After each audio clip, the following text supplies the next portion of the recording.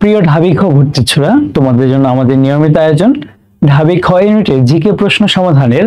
আজ আমরা আলোচনা করব 2015-16 সেশনে যে প্রশ্ন এসেছিল, 31টা প্রশ্ন এসেছিল, সেগুলো আলোচনা করব এবং এইগুলা লেজ ধরে এই বছর বা সামনের বছরগুলোতে কি কি আসতে পারে তা নিয়েও আমরা একটু কথা বলবো। তো আমাদের যে প্রথম প্রশ্নটা সেটা হচ্ছে মিশ্র অর্থনৈতিক ব্যবস্থা হলো। আচ্ছা, সো তোমরা যারা সায়েন্সে আছো তোমরা একটু ভয় পেতে পারো যে ভাই তাহলে কি মৌলিক জিকে থেকে প্রশ্নটা এসেছে। ওই টাইমে আসলে বি ইউনিটে তোমার আর ডি ইউনিটে আলাদা প্রশ্ন হতো। সো যারা বি ইউনিটে ছিল ওদের কিন্তু একটু মৌলিক জিকে টাইপ, যেগুলো হচ্ছে তোমার অর্থনীতি বলো, পরিনীতি বলো, কিছুটা প্রশ্ন দিত।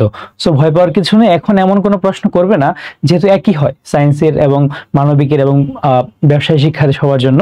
সো ভয় পাওয়ার কিছু নেই, এমন কোনো প্রশ্ন দিবে না যেগুলো হচ্ছে তোমরা পারবা না। ওকে, সো মিশ্র অর্থনৈতিক ব্যবস্থা হলো, এখানে দেখো কয়েকটা অপশনস আছে। একটা রাষ্ট্রীয় মালিকানা, একটা ব্যক্তি এবং রাষ্ট্রীয় মালিকানা, ব্যক্তি মালিকানা, আর একটা হচ্ছে কি সম্পত্তির যৌথ মালিকানা। সো আমাদের আগে জানতে হবে কয় ধরনের অর্থনৈতিক ব্যবস্থা বর্তমান বিশ্বে প্রচলিত আছে। প্রথমত একটা হচ্ছে তোমার ব্যক্তি মালিকানা, যেটা বা আমরা ব্যক্তি মালিকানা আগে না যাই, আগে হচ্ছে আমরা দেখব ধনতান্ত্রিক বা পুঁজিবাদী অর্থনৈতিক ব্যবস্থা। একটা হচ্ছে তোমার পুঁজিবাদী, ঠিক আছে, পুঁজিবাদী। একটা হচ্ছে তোমার পুঁজিবাদী অর্থনৈতিক ব্যবস্থা, এটা একটা নাম হচ্ছে ধনতান্ত্রিক। একটা হচ্ছে তোমার সমাজতান্ত্রিক অর্থনৈতিক ব্যবস্থা, সমাজতান্ত্রিক। একটা হচ্ছে তোমার মিশ্র অর্থনৈতিক ব্যবস্থা, মিশ্র অর্থনৈতিক ব্যবস্থা। আরেকটা আছে ইসলামিক অর্থনৈতিক ব্যবস্থা, ইসলামিক অর্থনৈতিক ব্যবস্থা। ওকে, সো এখানে আমাদের চারটা। সো আমরা চারটা অর্থনৈতিক ব্যবস্থার যে কি ফিচার্স গুলো আছে সেগুলো একটু দেখবো। দেখো পুঁজিবাদী আসলে কি নিয়ে আলোচনা করে। পুঁজিবাদী অর্থনৈতিক ব্যবস্থা এমন যে আসলে যার যার সম্পত্তি সে নিজে রাখতে পারবে এবং সে তার নিজের কাছে অ্যাকিউমুলেট করতে পারবে। সো পুঁজিবাদী অর্থনৈতিক ব্যবস্থা আমরা কি দেখতে পাচ্ছি, সেখান থেকে কি থাকবে, ব্যক্তি মালিকানা থাকবে, ঠিক আছে, ব্যক্তি মালিকানা। ওকে, তারপর দেখো সমাজতান্ত্রিকে, সমাজতান্ত্রিকে থাকবে কি রাষ্ট্রীয় মালিকানা। একটা কথা আছে না যে কেউ খাবে তো কেউ খাবে না, তা হবে না, তা হবে না, এখানে কিন্তু এটাই হয় আসলে।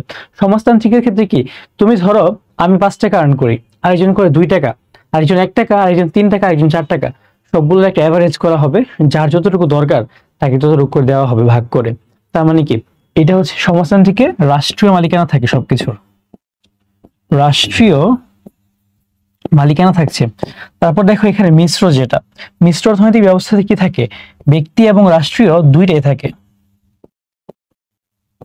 ওকে, আর ইসলামিক অর্থনৈতিক ব্যবস্থা থেকে যদি কোনো প্রশ্ন আসে সেগুলো আসবে কি, যে তোমার জাকাত কোন অর্থনৈতিক ব্যবস্থার মধ্যে দেওয়া হয় বা এই ধরনের বেশ কিছু প্রশ্ন আসে, হ্যাঁ, সেগুলো আসবে ইসলামিক থেকে। সো এখানে আমাদের প্রশ্নটা ছিল যে মিশ্র অর্থনৈতিক ব্যবস্থা হলো সম্পত্তির রাষ্ট্রীয় মালিকানা, আমরা রাষ্ট্রীয় কি দেখলাম সমাজতান্ত্রিক, তার মানে কি এটা হবে না।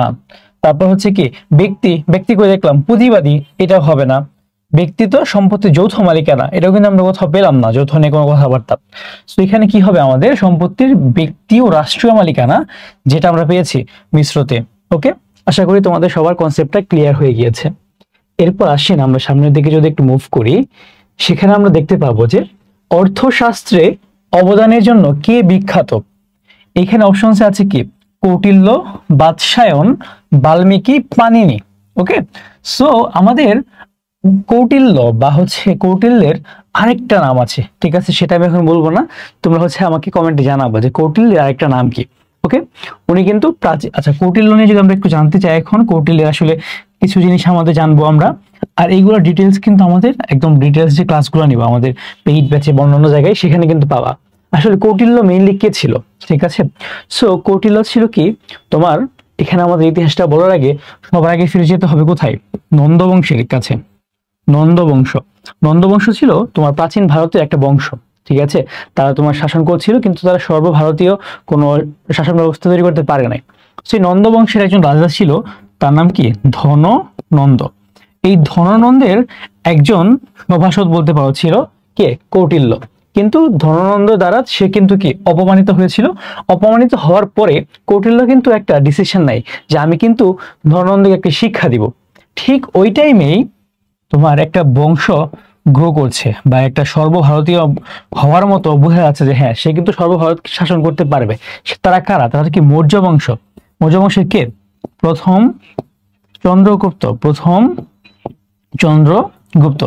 সো একটা কথিত আছে যে তোমার এই যে কৌটিল্য সে কিন্তু তোমার প্রথম চন্দ্রগুপ্তের কাছে যায়, তাকে গিয়ে বলে যে আমি তোমাকে হেল্প করবো কিভাবে তুমি ধননন্দকে তুমি হারাবা। ঠিক আছে, সো এই প্রথম চন্দ্রগুপ্ত তাকে কি কৌটিল্য হেল্প করে, বিভিন্ন হেল্প করে বিভিন্ন জিনিসপত্র নিয়ে। কি কি নিয়ে হেল্প করে? তাকে তোমার রাষ্ট্রবিজ্ঞান নিয়ে, তারপর তোমার ধরো যে রাজনীতি নিয়ে, রাষ্ট্রবিজ্ঞান, তারপর হচ্ছে রাজনীতি, তারপর অর্থনীতি, এই সমস্ত ব্যাপার নিয়ে কিন্তু তাকে হেল্প করে।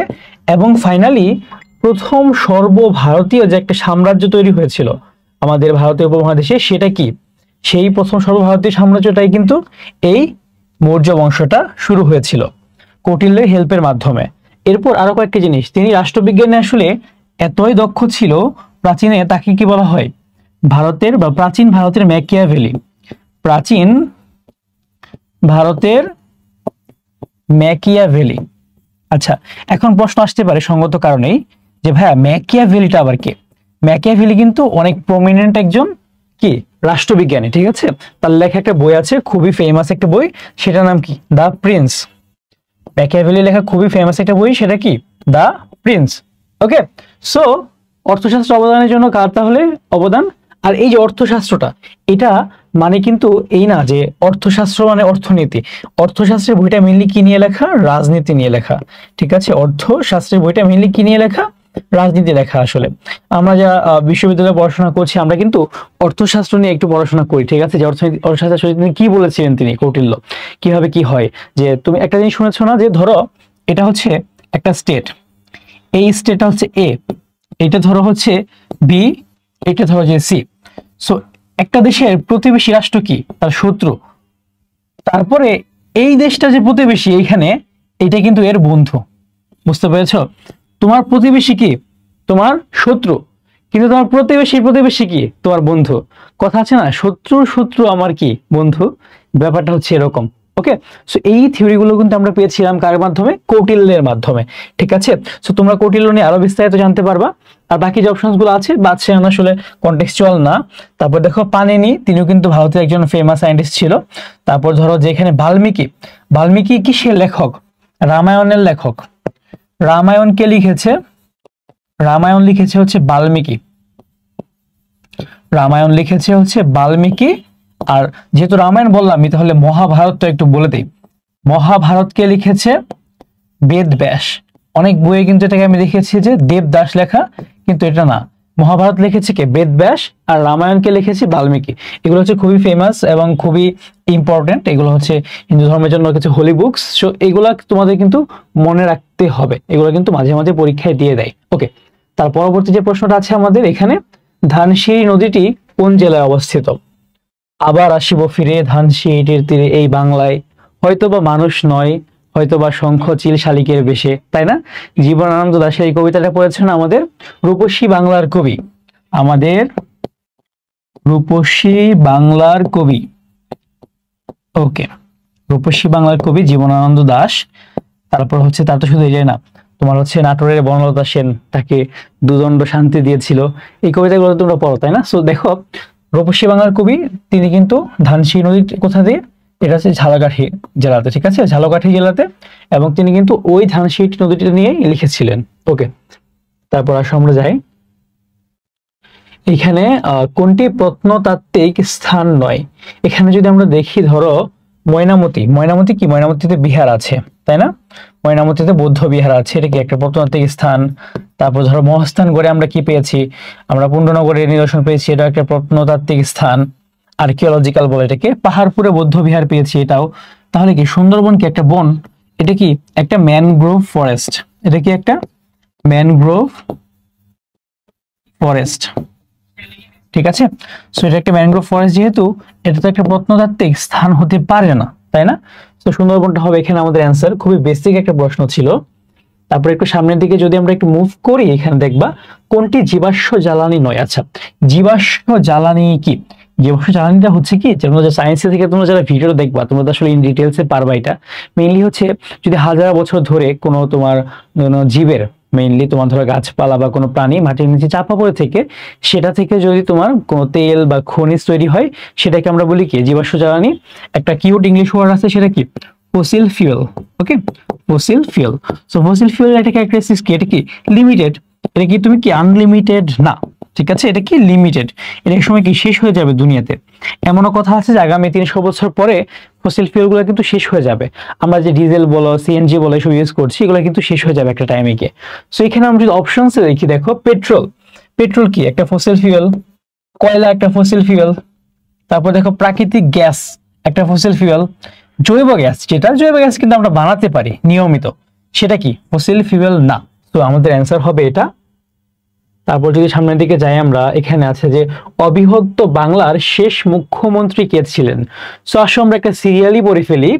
আমাদের অবিভক্ত বাংলার প্রথম মুখ্যমন্ত্রী ছিলেন কে? এ কে ফজলুল হক। এ কে ফজলুল হক ছিলেন আমাদের অবিভক্ত বাংলার প্রথম মুখ্যমন্ত্রী, ঠিক আছে। তারপর সেকেন্ড ছিলেন কে? খাজা নাজিমউদ্দিন। এবং third and the last one was Huseyn Shaheed Suhrawardy. Okay, so অবিভক্ত বাংলার শেষ মুখ্যমন্ত্রী কে ছিলেন? হুসেন শহীদ সোহরাওয়ার্দী। অ্যান্সার হবে B number. Then we can move to the next question.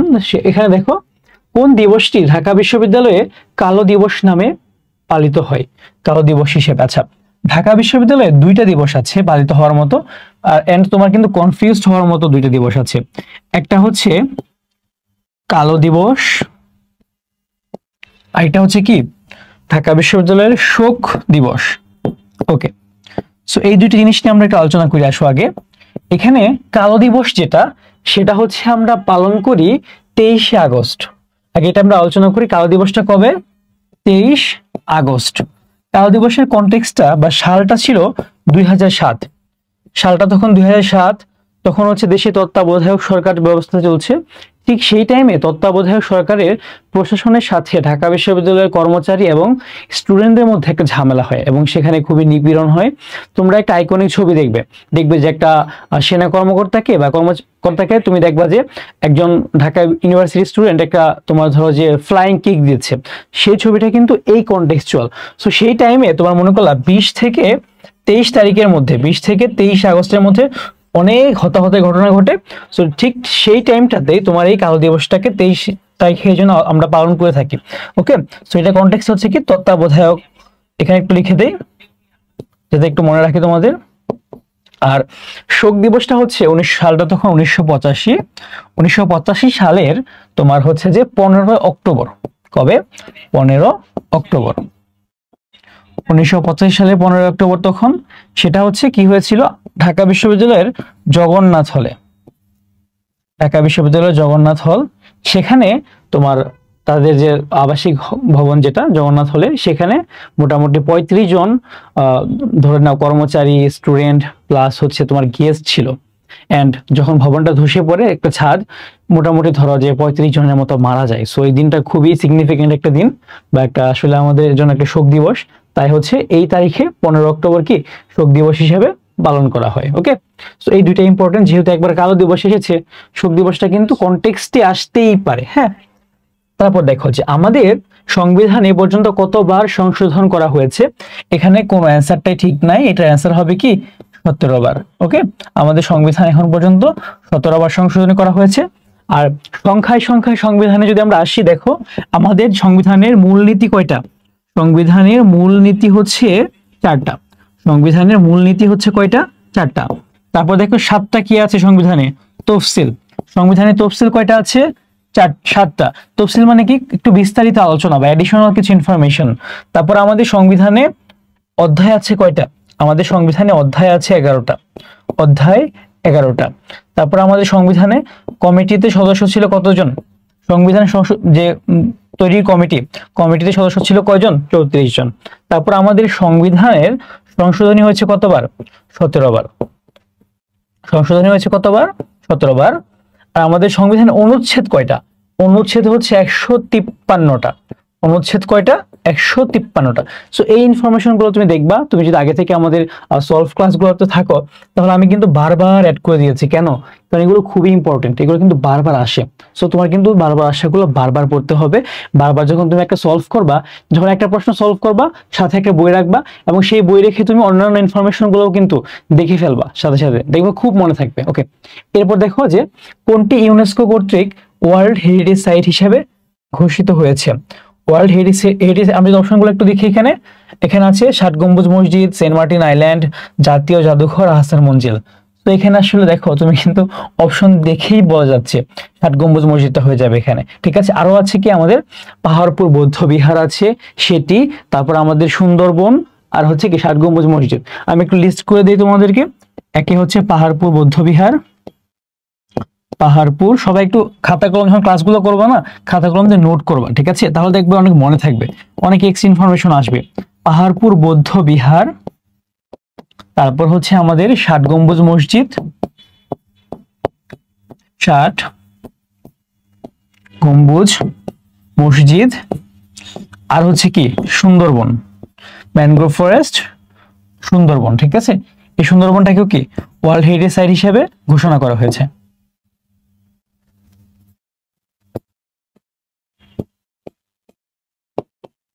ওকে, আরেকটা জিনিস প্রসঙ্গত সামনে আসলো যে ষাট গম্বুজ মসজিদে কিন্তু গম্বুজ সংখ্যা 81টা। ঠিক আছে, ষাট গম্বুজ মসজিদে কি 81টা গম্বুজ, আর এটা তৈরি কে করেছিল?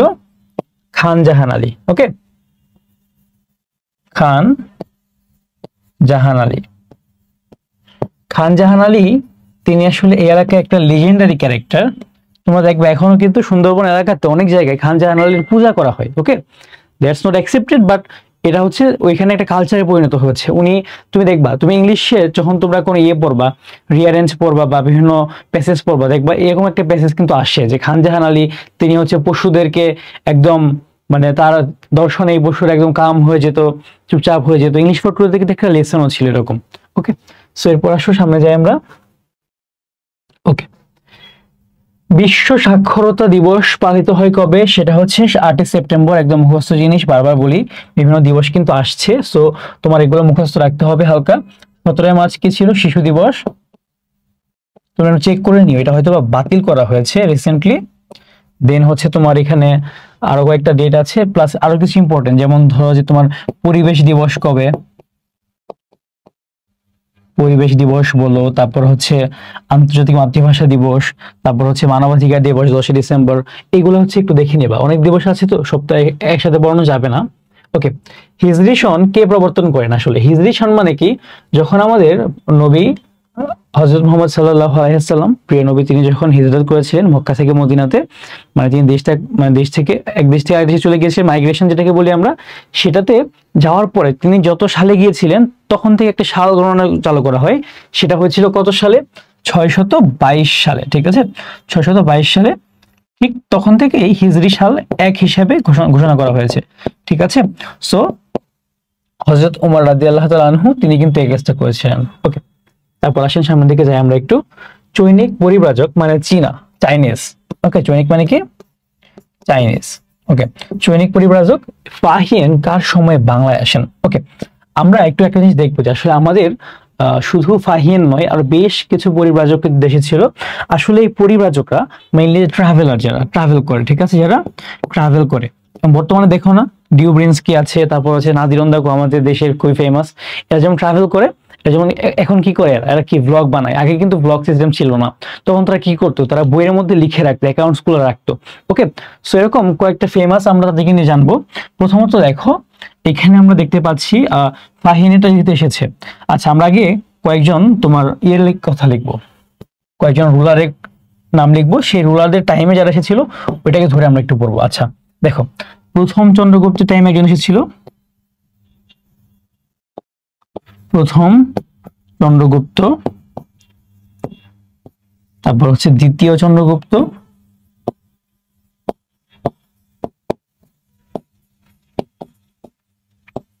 আচ্ছা আরেকজনকে আমরা ধরি হর্ষবর্ধন, হর্ষবর্ধন।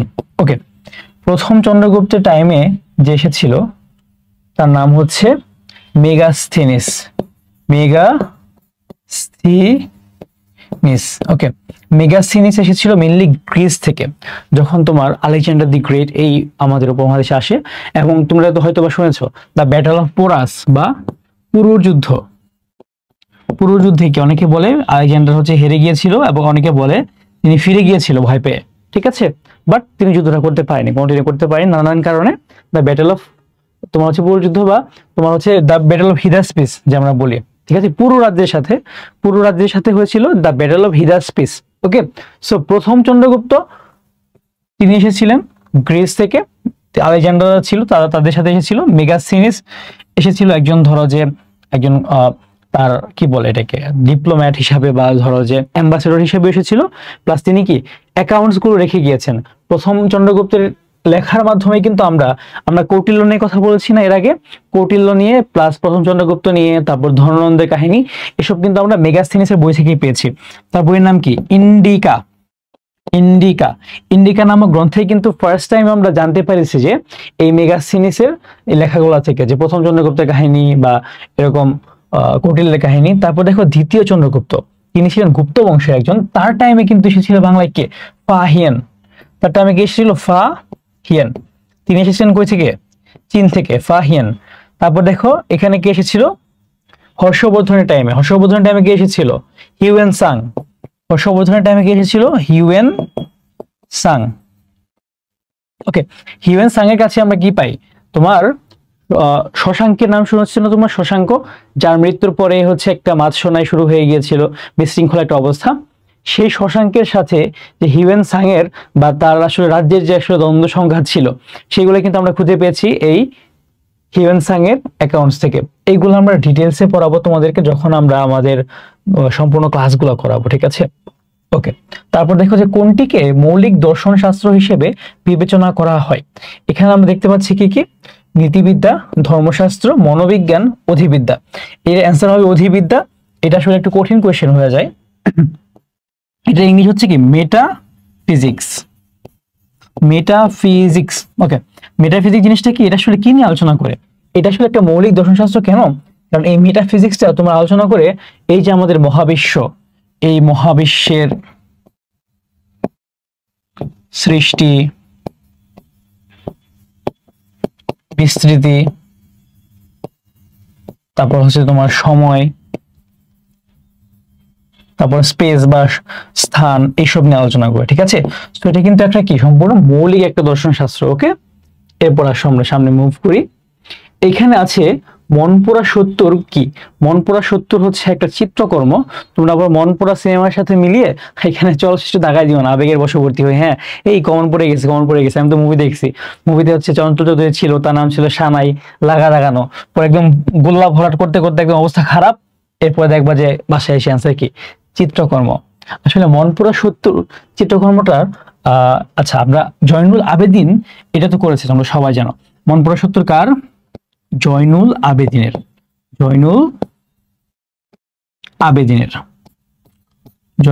আবেদিন। ওকে, সো ওনার কিন্তু আরো বেশ কয়েকটা ফেমাস পেইন্টিং আছে। কি কি সেগুলো দেখো। মনপুরা ৭০ একটা গেল, কিন্তু মনপুরা ৭০ এর কনটেক্সট আসলে আগে আমরা জানি। মনপুরা ৭০টা হয়েছিল তোমার 1970 সালে একটা সাইক্লোন হয়েছিল, খুবই প্রলয়ঙ্করী একটা ঘূর্ণিঝড় এবং জলোচ্ছ্বাস হয়েছিল। সেই 1970-এর ভোলা সাইক্লোনের ব্যাপারটা নিয়ে তিনি কিন্তু মেইনলি এটাকে লিখেছিলেন, ঠিক আছে, ভোলা সাইক্লোন নিয়ে। ওকে, এটা তিনি হচ্ছে এঁকেছিলেন। আর ওনার কিন্তু আরো আছে ম্যাডোনা 43। ওকে, ম্যাডোনা 43টা তিনি এঁকেছিলেন কি নিয়ে? 43-এর মনন্তরটা মেইনলি কবে হয়েছিল? এটা ছিল 50-এর মনন্তর। এটা হয়েছিল তোমার 1350 বাংলা সালে, আর হচ্ছে ইংলিশে 1943 সালে। 1350 বাংলা সালে আর ইংলিশে কি 1943 সালে। এই 43-এর মনন্তরের টাইমে একটা জিনিস তোমার হচ্ছে যে প্রচুর পরিমাণে মানুষ মারা যায় 1943 সালে। ওকে, সো সেই কারণে কিন্তু উনি এঁকেছিলেন কি ম্যাডোনা 43। এন্ড উনি কিন্তু এই যে চিত্রকর্মগুলো এগুলো কিন্তু করেছিলেন কি দিয়ে? কয়লা দিয়ে, ঠিক আছে, খাতার উপর কয়লা দিয়ে। তো অনেকে অ্যান্সার বলতে পারে যে ভাই যে ওই টাইমে তো মানুষ মারা যাচ্ছে, উনি তখন রং পেন্সিল কিনে টাকা খরচ করতেছে, ওগুলো তো মানুষকে দিতে পারতো না, উনি কিন্তু পেন্সিল মানে কয়লা দিয়ে কিন্তু কাজগুলো করেছে, মানে কস্টিং নাই, ঠিক আছে। তো দেখো এরপরে সামনের দিকে যাই আমরা। কোন জায়গায় জমির সামাজিক মালিকানা নেই? আচ্ছা, সামাজিক মালিকানা জিনিসটা হচ্ছে কি, আমাদের পার্বত্য চট্টগ্রামে জমিগুলো আসলে কোনো ব্যক্তি মালিকানা না, এদের সামাজিক মালিকানা সিস্টেম করা, ঠিক আছে। কোনো ব্যক্তি নিজস্ব জমির মালিক হতে পারবে না। তো এই কারণে তোমার এখানে দেখো পার্বত্য জেলা কিন্তু 3টা আছে অপশনে। সো এই 3টা বাদে যেটা আছে সেটাই অ্যান্সার হবে চট্টগ্রাম, ঠিক আছে। পার্বত্য চট্টগ্রাম বাদে যে মেইন চট্টগ্রামটা, সেখানে কিন্তু সামাজিক মালিকানা না, ব্যক্তি মালিকানা সিস্টেম। ওকে, চাকমাদের সবচেয়ে বড় ধর্মীয় উৎসব কোনটি? আচ্ছা, আমরা কিন্তু বারবার পড়াচ্ছি যে এই আমাদের ক্ষুদ্র নৃগোষ্ঠী বা এদেরকে নিয়ে যে প্রশ্নগুলো আসে প্রতি বছর আসছে, দেখো তোমার সংবিধান বলো, ঢাকা বিশ্ববিদ্যালয় বলো, তারপর হচ্ছে ক্ষুদ্র নৃগোষ্ঠী, প্রতিবার আসতেছে। সো এই টপিক গুলো কিন্তু একদম খেয়ে ফেলতে হবে, ঠিক আছে। তো দেখো ধর্মীয় উৎসব বড় কোনটা? বিজু, আমরা সবাই জানি। সো আমরা আরো কয়েকটা জানি যে আসলে আরো কয়েকটা উৎসব আছে, যেমন ধরো টোটাল উৎসব আছে একটা, তোমার ধরো বৈশুখ, তারপর আর কি কি আছে, বিজু, আর কি আছে তোমার হচ্ছে সাংরাই, আর কি আছে ওয়াঙ্গালা, আর কি আছে জলকেলি,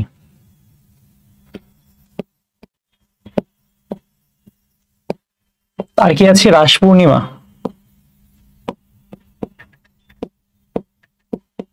ওকে, এগুলো কোনটা কার আমরা একটু দেখে আসো। এগুলো তোমার কি আছে আস্তে আস্তে মনে রাখতে হবে, ভালো মতোই পারবা। আচ্ছা, তার আগে একটা জিনিস দেখবো আমরা, বৈশাখী। বৈশাখীটা কি? বৈশাখীটা হচ্ছে মেইনলি আমাদের পার্বত্য চট্টগ্রামের যে তোমার বর্ষবরণ ইয়েটা, সেখানে বৈশাখের বই দিয়ে কি বৈশুখ, সা দিয়ে কি সাংরাই, বি দিয়ে কি বিজু, এই 3টাকে একসাথে বৈশাখী বলা হয়। সো বৈশুখটা আমাদের হচ্ছে ত্রিপুরাদের, বৈশুখটা কাদের? ত্রিপুরাদের। বিজুটা কাদের? চাকমাদের। সাংরাইটা কাদের? বার্মাদের। ওয়াঙ্গালা কাদের? এটা হচ্ছে গারোদের। এরপর দেখো এখানে আছে কি জলকেলি, জলকেলি হচ্ছে রাখাইনদের।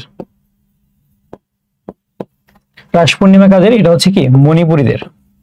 ওকে, সো এগুলা কিন্তু আস্তে আস্তে মনে রাখতে হবে। তুমি এখন বলতে পারো যে ভাই এতগুলা কিভাবে মুখস্থ? আপনার মুখস্থ কি, তুমি আসলে একটা জিনিস আমি বলবো যে সবকিছু না কোনো ছন্দবন্ধ দিয়ে মুখস্থ করার দরকার নাই। তুমি হচ্ছে জিনিসগুলোকে ফিল করার ট্রাই করো। চাকমাদের বিজু, তুমি বিজু নিয়ে এক গুগলে সার্চ দাও, একটু ছবি দেখো, এইভাবে আস্তে ধীরে জিনিসটাকে তুমি অ্যাবজর্ভ করো। তোমার নাম যেটা, তুমি কি সেটা মুখস্থ করেছো? সেটাকে আস্তে আস্তে শুনে শুনে অ্যাবজর্ভ করেছো? তোমার ভাইয়ের নাম, বোনের নাম, তোমার এই আত্মীয়ের নাম, এগুলো কি ভুলে যাও? ভুলো না কিন্তু। কেন? জিনিসগুলোকে অ্যাবজর্ভ করতে হবে নিজের মধ্যে, ঠিক আছে। কঠিন ভাবে জিকে আসলে কঠিন কিছু না, জিকে বুঝে শুনে রস নিয়ে পড়তে পারলে না, জিকে খুবই সহজ একটা জিনিস। ওকে, তারপর আসো সামনের দিকে যাই। এখানে আছে আমাদের অধরা কণার আবিষ্কারের নেতৃত্ব দিয়েছেন কোন বাংলাদেশি? এটা মোহাম্মদ জাহিদ হাসান, উনি অধরা কণা আবিষ্কার করেছিলেন, এবং এটা আসলে খুবই বড় একটা আবিষ্কার বলতে পারো। সত্যেন্দ্রনাথ বসু আছে, উনিও কিন্তু একটা ফেমাস জিনিস আবিষ্কার করেছেন, সেটা কি ঈশ্বর কণা। ঈশ্বর কণা বা হচ্ছে গডস পার্টিকেল, তারপরে হিগস বোসন, অনেক কিছু আছে। ওনার সাথে সায়েন্টিস্ট হিগসও ছিল, গডস পার্টিকেল। ওকে, তারপর দেখো এখানে আছে কার নাম? মাকসুদুল আলম। উনি কি? মাকসুদুল আলম কি পেঁপে এবং সরি পেঁপে না, এটা হচ্ছে উনি হচ্ছে ইলিশ এবং হচ্ছে পাটের, ঠিক আছে। উনি হচ্ছে ইলিশ এবং পাটের কিন্তু জীবন রহস্য, সেটা কিন্তু উনি উদ্ঘাটন করেছিলেন, ঠিক আছে। মেইনলি কি আমাদের পাটের, হ্যাঁ পাটের কিন্তু জীবন রহস্যটা উনি কিন্তু উদ্ঘাটন করেছিলেন। ওকে, জিনোম সিকোয়েন্সিং, তোমরা সায়েন্সের যারা আছো জেনেটিক্যালি মডিফাইড অর্গানিজমস পড়ো না? তারপর জিনোম সিকোয়েন্সিং, জিএস, যেটা যেগুলো আছে জিনিসপত্রগুলো, এই তোমার হচ্ছে যে মাকসুদুল আলম কিন্তু এই কাজটা করেছিল। ওকে, তারপর একটু সামনের দিকে মুভ করি আমরা। ওকে, ওয়ার্ল্ড ওয়াইড ওয়েব এর উদ্ভাবক কে? খুবই ফেমাস একটা জিনিস ওয়ার্ল্ড ওয়াইড ওয়েব। এটা ছাড়া কিন্তু আমাদের বর্তমান যে নেটওয়ার্ক চলছে, হ্যাঁ, এগুলো কিন্তু আসলে চলতো না। তো এটা কে বানিয়েছিল? Team Berners-Lee. ওকে, কে বানিয়েছিল? Team Berners-Lee. এরপর যে অপশন যাদের নাম আছে, ধরো জাভেদ করিম, তিনি কি ছিল? মেইনলি ইউটিউবার, বাঙালি বংশোদ্ভূত।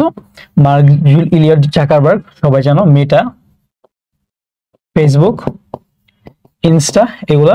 ওকে, এরপর আসো সামনের দিকে। আচ্ছা, আরেকটা জিনিস, যেমন ধরো যে টুইটারের প্রতিষ্ঠাতা কে ছিল? জ্যাক ডোরসে।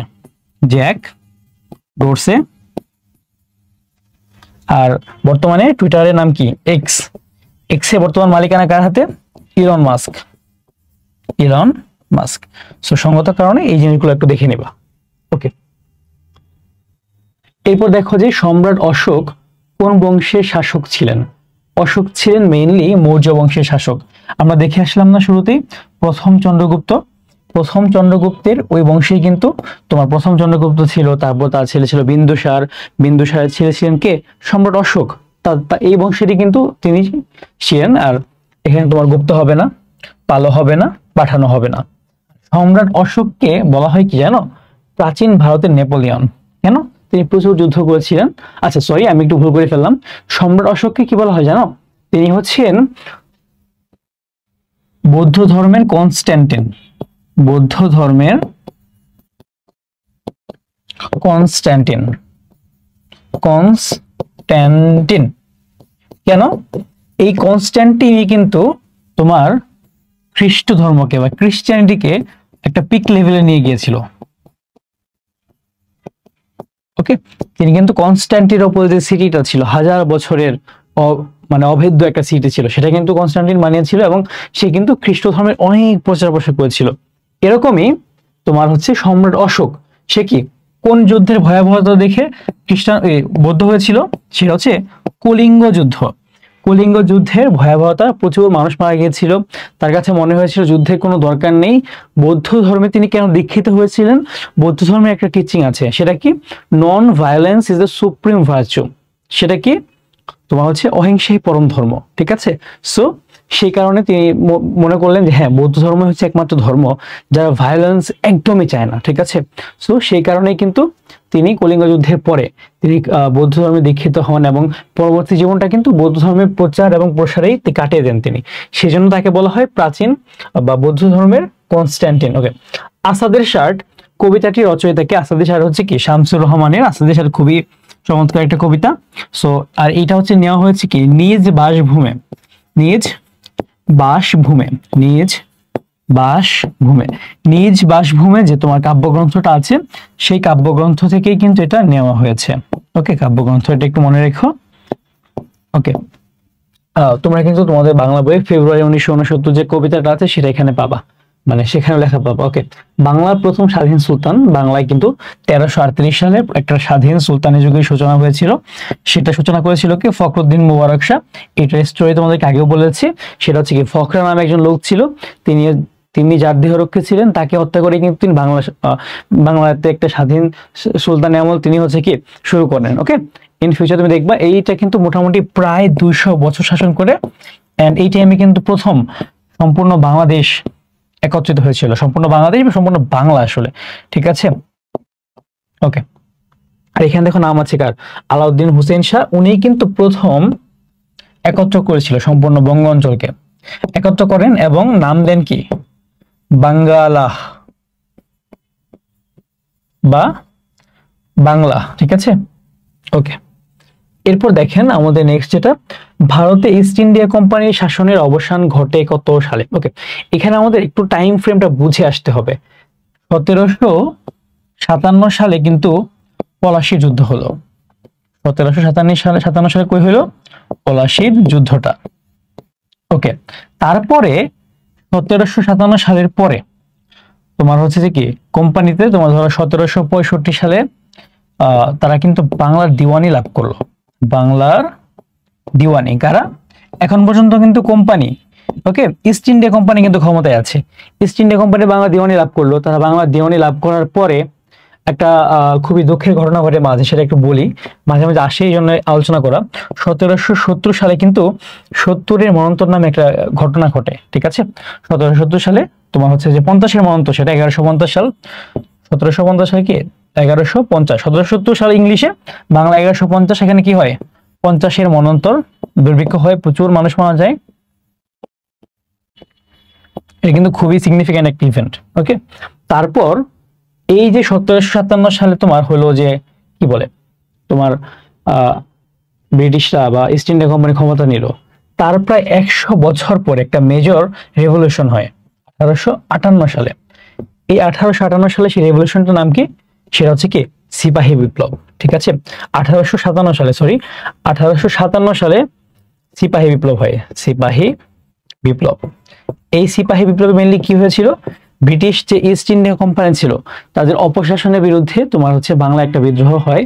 ঠিক আছে, অনেকে এটা আসলে জাতীয়তাবাদী বলে, বাট আসলে ওইভাবে জাতীয়তাবাদী ছিল না। এসব নিয়ে পরে এক সময় আমরা কথাবার্তা বলবো। কিন্তু এই আন্দোলনের পরে ব্রিটিশ গভর্নমেন্ট বুঝতে পারে আসলে কোম্পানি মানে তোমার বেশি দিন শাসন করতে পারবে না।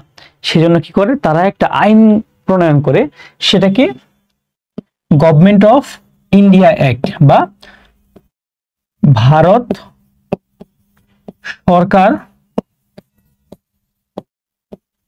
সরকার আইন, এই ভারত সরকার আইন করে ব্রিটিশ রাজের প্রতিনিধি তাকে হচ্ছে বাংলায় পাঠানো হয়। ঠিক আছে, তারপর থেকে কি 1857 সাল থেকে কোম্পানি শাসন নেই, নতুন করে যে ব্রিটিশ রাজের শাসনটা কিন্তু বাংলায় চালু হয়ে যায়। ঠিক আছে, ওকে।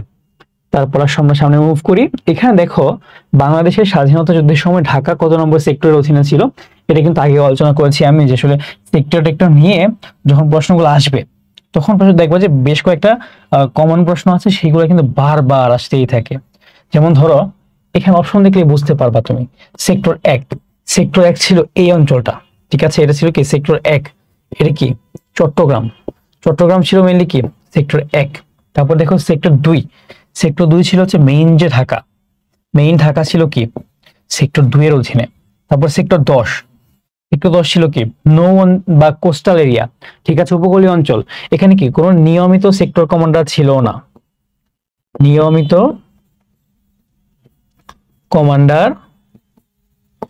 ছিল না, এই টাইমটাতে। তারপর হচ্ছে দেখো সেক্টর 4 ছিল কি সিলেটের পূর্বাঞ্চল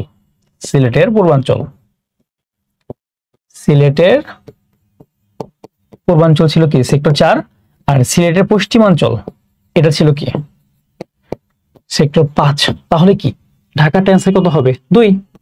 আরেকটা জিনিস আছে, মুজিবনগর কত নম্বর সেক্টর ছিল, সেটা হচ্ছে 8 কি ছিল মুজিবনগর।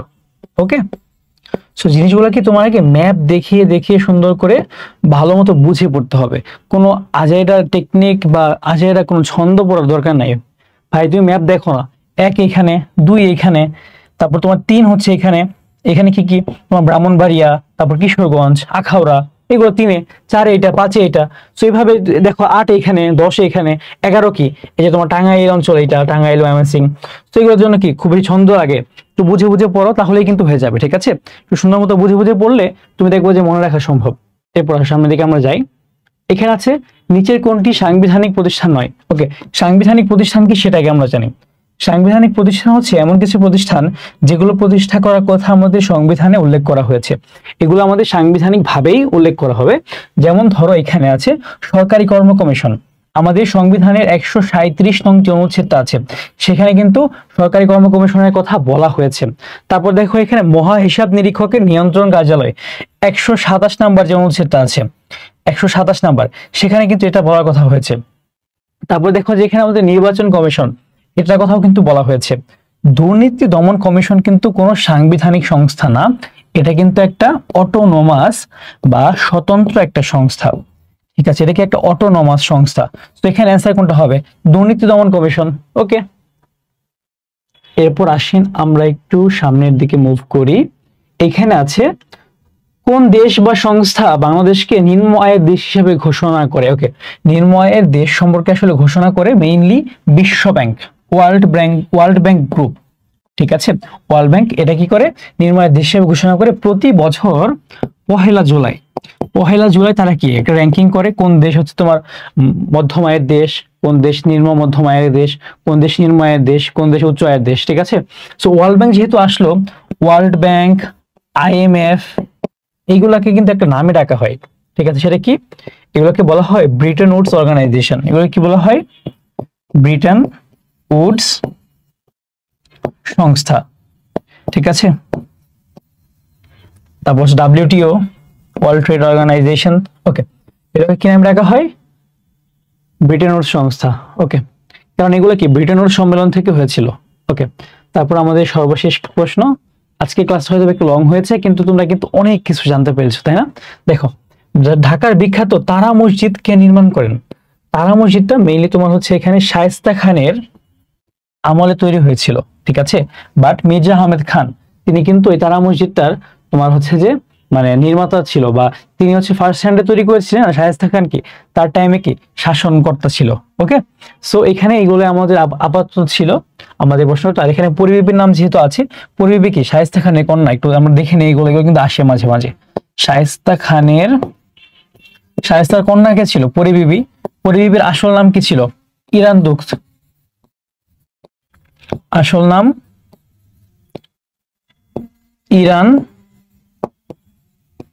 দুখত। ওনার কবর কই আছে বা মাজার কই আছে? লালবাগ কেল্লা। ওকে, লালবাগ কেল্লা।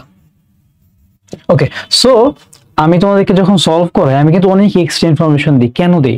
কারণ এইগুলো কিন্তু ঘুরিয়ে ফিরিয়ে অনেক পরীক্ষায় আসে। সো তোমরা পড়ার টাইমে তোমাদের নিজেদের কাছে একটা লেসন, সেটা হচ্ছে তুমি যখন একটা প্রশ্ন সলভ করবা, মেইনলি কোশ্চেন ব্যাংক সলভ করার এইমটা হচ্ছে মেইনলি কি এই ধরনের আর কি কি আসতে পারে সেটাকে আমাদের খুঁজে বের করা। সো আমরা এইভাবে কোশ্চেন ব্যাংক সলভ করব, এইভাবে পড়াশোনা করব। তোমাদের যারা বিএনটি পরীক্ষা দিবা, তোমরা যদি ভালো কোনো কোর্স খুঁজে পাচ্ছ না বা তোমাদের অন্য জায়গায় ক্লাস পছন্দ হচ্ছে না, তোমরা কিন্তু ইজিলি সুইচ করতে পারো। আমাদের ক্লাস যদি ভালো লাগে তোমরা আমাদের বি ইউনিট কোর্সে ভর্তি হতে পারো। আমাদের কিন্তু ভার্সিটি বিজয় নামে যে কোর্সটা আছে, এটাতে কিন্তু শুধু ঢাকা বিশ্ববিদ্যালয় খ ইউনিট না, আমাদের সকল বিশ্ববিদ্যালয় খ ইউনিট কোর্স তুমি পেয়ে যাবা। ডিটেলস জানতে আমাদের পেজে নক দাও বা যে কোনো জায়গায় জিজ্ঞাসা করো। ধন্যবাদ সবাইকে, আসসালামু আলাইকুম।